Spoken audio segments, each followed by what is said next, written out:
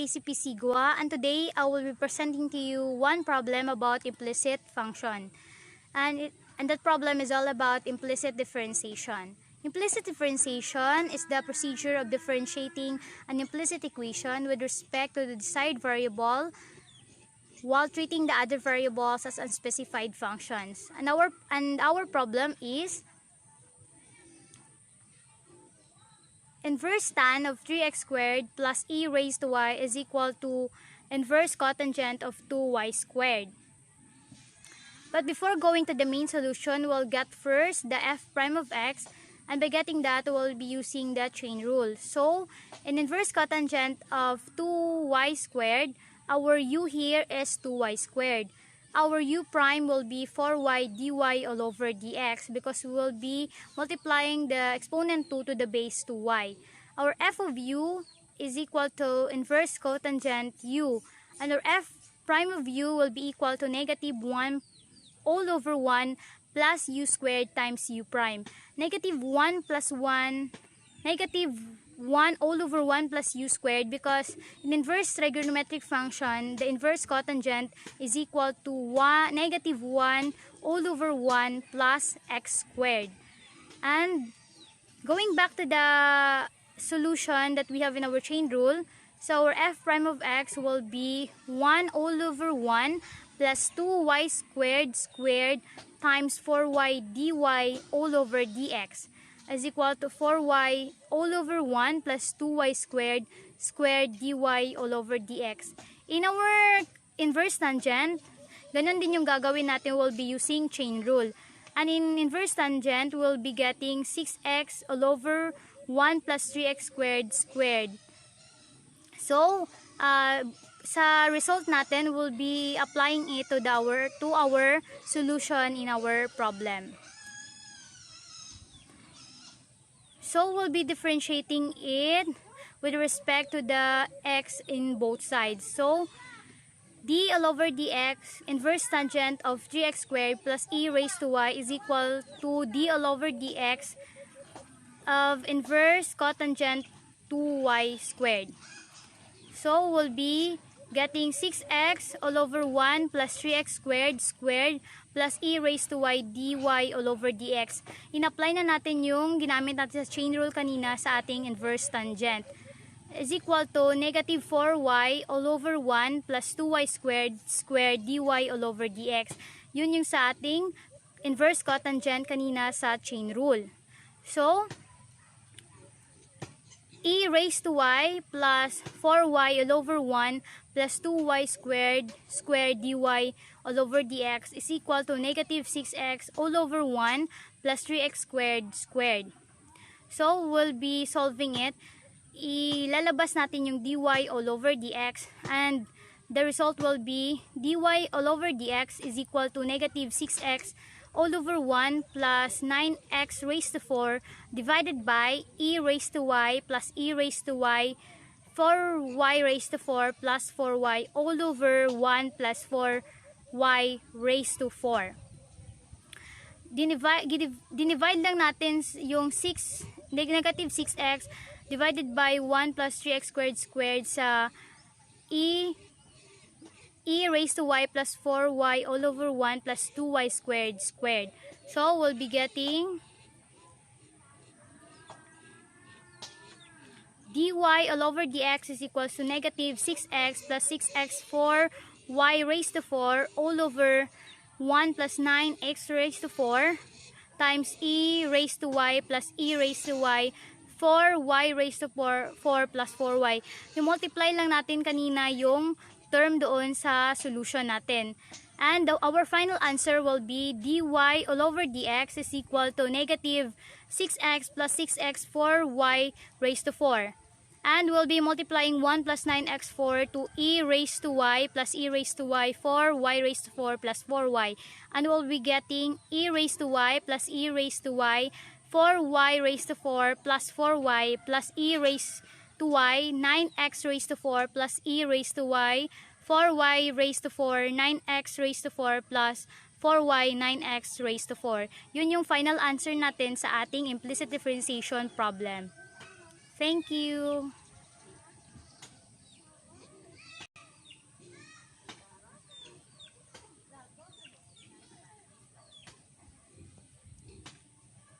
Hello everyone, my name is Justin J. Silapan, first year student of BS Agricultural and Biosystem Engineering. So, in this video, I'm going to teach you the derivatives of exponential and logarithmic function. So, if you want to learn this, just keep on watching. Find the derivatives of y is equal to logarithm of x squared plus 2 over x cubed plus 2 base 5. So this time, we have a logarithm with a constant base of 5. So we can apply this formula.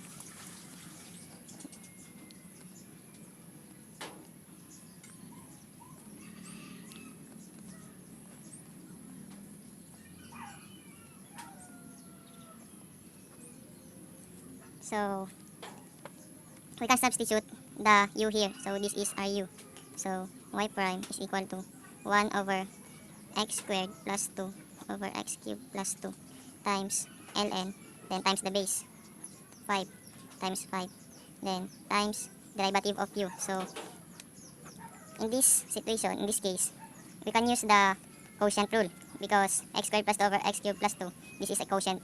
So first is square the denominator, x cubed plus 2 squared, then copy the denominator, x cubed plus 2, then derive the numerator times 2x minus copy the numerator, x squared plus 2 times derive the denominator 3x squared. Then after that, pwede pa ito siyang i-reciprocal. 1 over x squared plus 2 over x cubed plus 2. So ito mapupunta sa numerator. Over x squared plus 2 times ln times 5 times, so dito naman, itong 2x distribute mo lang dyan, then itong negative and 3x distribute mo. So 2x squared times x cubed is equal to 2x raised to 4 plus 4x minus 3x squared minus x squared. 3x squared times negative x squared is 3x raised to 4 minus 6x squared over, copy the denominator, x cubed plus 2 squared y prime. Then dito, pwede mo pa to siyang i-cancel, itong x cubed plus 2. So may maiwan dito na isa. So dito, combine like terms, which is negative 3x4 and 2x4, pwede mo yun siya i-combine. So magiging negative x raised to 4. Copy the negative 6x squared and 4x over x squared plus 2 times yung naiwan dito na isa, x cubed plus 2 times ln times 5. So therefore, this is your final answer. So thank you for watching. Good day everyone, my name is Christian J. Artubias from Bachelor of Science in Agriculture and Biosystem, first year section B. And we are the group number 11 under the leadership of Roland R. Vicente. So, I have a topic to present to you, the hyperbolic functions or the derivative of hyperbolic functions. And this time, we have I give you a problem, then we are going to give a solution or solve it. The problem, so the f prime x is equals to logarithm multiplied to hyperbolic of cotangent quantity 7x. So before we can get the hyperbolic functions, let us first to remember the logarithm. So the rules on logarithm, the derivative of logarithm is ln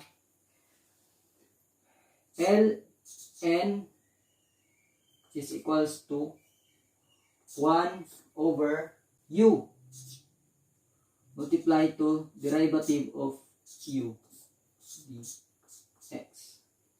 So these are the another rule on logarithm. So let's proceed to the problem. So f prime of x equals to 1 over, we just copy the hyperbolic of cotangent in this. So the cotangent of h times 7x multiplied to the derivative. Next, we are going to get the derivative of the hyperbolic cotangent times 7x or quantity 7x, which is the negative cosecant h squared u times du over dx. So after that, copy 1 over the cotangent, hyperbolic of cotangent h quantity 7x.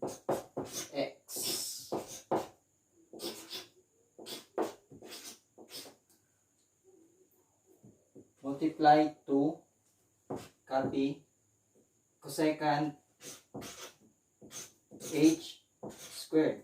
So our u is, since our u is the 7x, multiply to the derivative of u, which is the 7. Hindi nakasali yung variable x. After that, we just copy the f prime x is equals to, copy the negative hyperbolic of cosecant h squared quantity 7x multiplied by the derivative of u, which is only the 7, all over, copy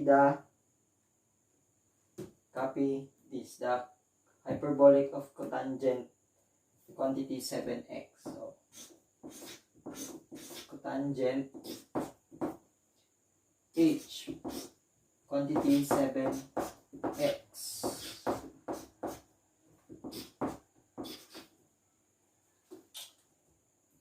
So equals, since it is a negative, so negative times 7 is equals to negative 7, copy the hyperbolic of cosecant this. So cosecant h squared quantity 7x all over, and copy this tangent h quantity 7x. So this is our answer. Negative 7 hyperbolic of cosecant squared quantity 7x all over hyperbolic of cotangent quantity 7x or cos 7x. I am Jason Vasquez. The topic you choose is time, rate, and differentials. Here is the problem solving. Then let's head to the given. Given is the 30 feet ladder rate at rate of the change of x, dx over dt equals 3 feet per second. X value from the starting point is 20 feet. Vertical rate change of the ladder is missing, so we going to get that later. So as you can see, there is a right angle here, so we're going to use the Pythagorean theorem. So x squared plus y squared equals z squared. So substitute z squared to 30. So this since the sum of the squared legs of the triangle is equals to the squared value of the hypotenuse. So we're going to derive this, then 2x times dx over dt plus 2y times dy over dt equals 0, since 900 is constant is 0. And transfer 2x to the other side, so to cancel 2. So here is it remain. Then get so we can get since it is our objectives, we're going to get rid of this y. So divide both sides by y, and this is the remaining. We're going to use that formula later. And since this solution is not complete yet, so we're going to get the y. Y is equals to, we're going to use again the Pythagorean theorem. So substitute x to 20, the value of the x from starting point, 20 squared plus y squared over 900. So simplify, transfer 20 to the other side. So y squared equals 900 minus 500, 400 equals 500. So square root. So the value is 22.36. We're going to use this formula, then substitute 20 the x, then y, this y, then times 3 the rate change of the ladder, 3 feet per second. So simplify. So here is our answer.